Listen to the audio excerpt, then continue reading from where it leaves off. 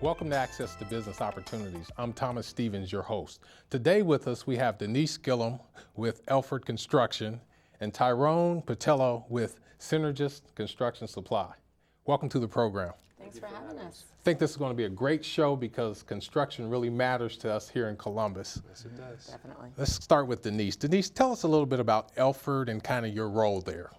Elford Incorporated, we're a general contractor and construction manager. We also provide design build services. We've been in business for 102 years. Wow. Yeah, so for well over a century. Let's see, we've, wow. Over 100 years, you said? Wow, and you've done a lot of great things too. We sure have. 85% of our clients are repeat customers, so Okay. We've been providing quality services for a long time. I've been with Elford for a little over 4 years. I'm the Community Outreach Coordinator, and one of my primary duties is to reach out to minority and women-owned businesses and help get them involved in the bidding process with Elford, as well as other entities and anything else that they need to grow their businesses and be successful. And that's extremely important. Okay, Tyrone, tell us a little bit about your company and then what you do. Okay. Synergist Construction Supply, we're a construction material supplier, and we specialize in specialty products. We provide wall protection products, signage and wayfinding, and we also do decorative surfacing for various projects such as hospitals, senior living facilities, hospitality projects, just to name a few. And I'm the Director of Business Development as well as the Principal. And what I do as a director, basically, on a day-to-day, I manage the operations, specifically identifying projects, estimating, as well as bidding. And that's pretty much my key role within the company. Okay, and why did you decide to go into this type of industry? Well, that's interesting that you mentioned that. You know, I've always been interested in the construction process and how things were built. I gained a lot of experience through working through real estate investment trust. I manage a few projects through the various companies that I work with. And from there, it piqued my interest. And another reason, you know, I've always admired the growth of construction and then the different opportunities and avenues that you can take within that industry. Okay, it's definitely a growth industry. Yes, it is. We're always building something. Yeah, that's right. And Denise, tell us again a little more about Elford and why did Elford get started in this particular area when they could have did anything? Well, we were founded in 1910. Our owners were from this area. Okay. So, you know, yes, we've been in Columbus for 102 years. Okay. Give us a little more detail on how Elford tries to get minority and female companies involved as maybe subcontractors in the work that they do. Well, I go out and I meet different organizations at different trade shows and bring them in and teach them our processes and how, you know, our bidding things go. And we also have different initiatives that we put on as an organization. We've got lunches and breakfasts so that they can come in and learn more about us. Okay, let's talk a little bit more about your process. So I'm just, you know, I'm a subcontractor and maybe I want to do business with a prime contractor like yourselves. What do we need to do? Well, we encourage you to get pre-qualified with us. There's a form that I can send out, so I encourage everyone to contact me, and I'll send that form out to you directly.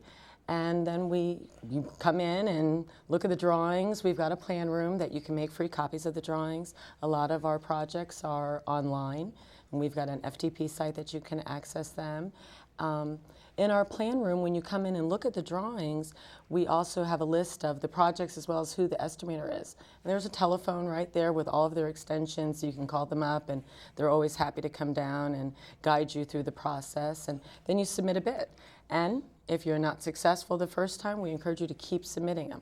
I've had companies that have worked with us for a year, that they were bidding, and never got a project, and then all of a sudden, boom, boom. You know, they start working with us and have been really successful. Well, again, I know Elford, and great company, great opportunities. So I agree. And you do a great job too. Thank you. We're going to have more questions for you. Tyrone, as far as a subcontractor, I know you want to do prime work and all that, but how do you engage a prime? What do you need to do? Well, I think one of the ways, engaging in a prime is, again, contacting the Elfords and, various other construction management companies in the Columbus market and letting them know who you are and sharing what you can provide their service, what you can provide them. And then from there, showing them how you can add value to what you can do, and that can be done in a number of ways. Basically, sharing all the multitude of products that you may have, showing them how they can work specifically with you, show them that your products are competitive, and then kind of go from there and continue to develop that relationship. And like Denise was saying, hopefully you can get on a project, and then from there you can continue to build that track record with that company, and then and keep it going. So hopefully we may see you working with Elford here at some point. Hey, so that would be nice. You never know. Okay. And as far as a prime contractor like Elford, when we talk about adding value, what would Elford be looking for in a subcontractor? Someone that's going to show up and be engaged from the beginning to the end of the project. Communication is highly important. If you're working with us on a project, we expect you to sit down with us and talk about the expectations that we have of you and that you have of us, and discuss the meaningful process that we're going to go through to make that happen. Communication, again, like I said, is key, because if there's any problems on a project, we want to know sooner than later so that we can help you fix that problem, because we want you to be successful, because that's what makes us successful. Very true. Anything to add to that? Well, I would definitely echo that. I think again, as a supplier, showing them that I carry a number of products that may fit the specifications that they're looking for. So I think a way of adding value is showing them how that could fit into the construction process, because I think it would be an advantage to a prime to be able to work with or issue one purchase order versus multiple purchase orders if they have a good qualified supplier to work through. And then also, like you said, the responsiveness, being able to respond and be there for meetings and, answer questions and things like that and be engaged are definitely key elements. And I think, those are vital for developing that relationship and adding value. Yeah, it's truly vital to add value, to come to the table prepared, to see how you can help the prime increase its profit, cut expenses, whatever, and you do have to add value, key. Yes. What is your target market that you're looking for? Well, we target a number of markets, as I mentioned. However, our core focus is healthcare, just because healthcare is a huge segment of our economy. But more importantly, too, hospitals and health systems are really looking to produce more sustainable, cutting-edge facilities, not only for the patients but also for the doctors and the researchers that are occupying these facilities. So this is healthcare or the medical area or healthcare is really going to be a big segment, and it continues to grow. That's very true. And Columbus is booming. There's construction everywhere in the healthcare area. And I know Elford has done some projects. I think they've done, there was a hospital out in Dublin that they did a lot of work. Hospital. Yeah, because I remember doing a little background. Matter of fact, I've been there before, so. Have you? Yeah. We're proud of that. Absolutely. Now, what is your target market and your niche? I know Elford's involved in a lot. Right, we have a variety of different markets, but our core competencies would be healthcare as well, and education, and that's from K through 12, including higher education, and retail. So we try to concentrate on those markets, because the way we see it, our clients aren't experts in building buildings. They're experts in providing quality care and quality goods and services, and we're the experts in providing the buildings. So we partner with them, and because we want to make sure that they're able to continue doing what they do, and that we take care of all the background information. Well, again, some of the facilities I've seen are just beautiful. Yeah, we're going to be working on the Willis Athletic Center for the city of Columbus. We're very excited about that. And we are too. Good. Again, you've done great work, and you will continue to do great work, but one of our jobs is to try to see how we can build a relationship between prime and sub. So, for instance, you offer construction supply. How would that benefit a prime like Elford? Well, it would benefit them in a number of ways, because suppliers are a key component to the construction process. it's a way to, kind of contain cost in a way, because a lot of construction firms kind of self-perform a lot of the work that's done. So for me, providing the materials that I provide, it may be So the building materials that they would use to construct, okay. Correct. They would, self-perform a lot of that work, and, saving costs for them, so they would really look at it as a cost benefit to them. Okay, great. Let's look at developing partnerships. When we're out there and we're talking to subcontractors and all, we emphasize it's important to develop partnerships. How do we do that effectively? Well, for the subcontractors, they've got to get past looking at the other companies as their competitors. They have to start, especially with construction reform, and the projects are getting so large in scope now. They're going to have to start moving towards being able to partner so that they have more resources available to them, more fundage and all of that. But what they need to look for is also companies that not only just do the same things that they do, but also have the same core values that they have the same work ethics and all of that. I've talked to a variety of different subcontractors about this, and I encourage anyone to contact me if they want some more information, because I know some people that actually really champion minority businesses going into joint ventures.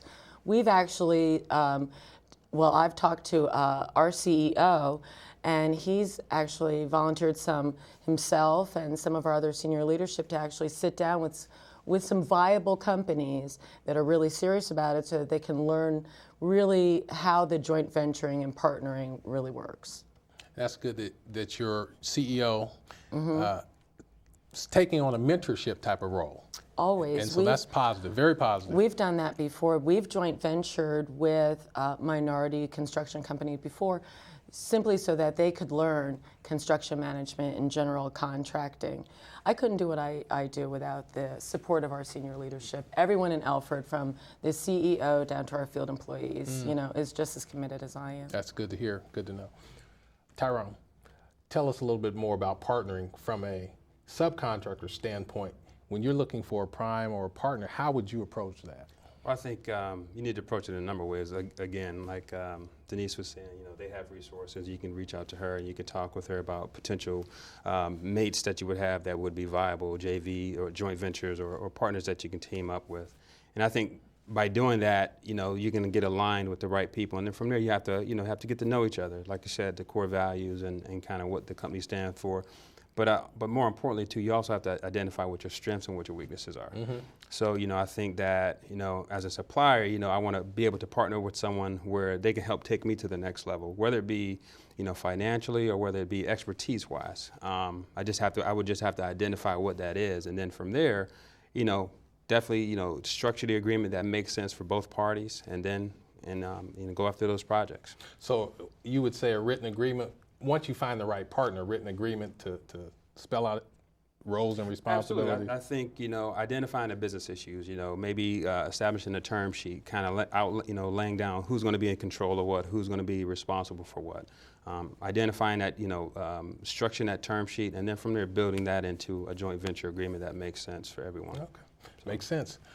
Denise, let's talk a little bit more about this outreach, because that's close to my heart, of course. Yeah.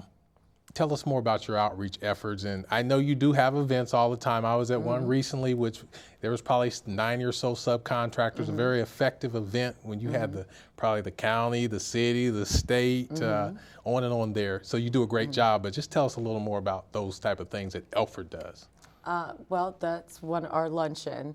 We like to bring in our subcontractors so that they not only get to meet the staff at Alfred and learn how our processes are, but I feel like any outreach initiative should have meaning behind it. It shouldn't just be, come in, eat, we get your name and number, put you in the database, and you're out the door. Any outreach endeavors that we choose to do or that we seek out have some type of meaning for them. Currently, we're working with the Central Ohio Minority Business Association. They've got a construction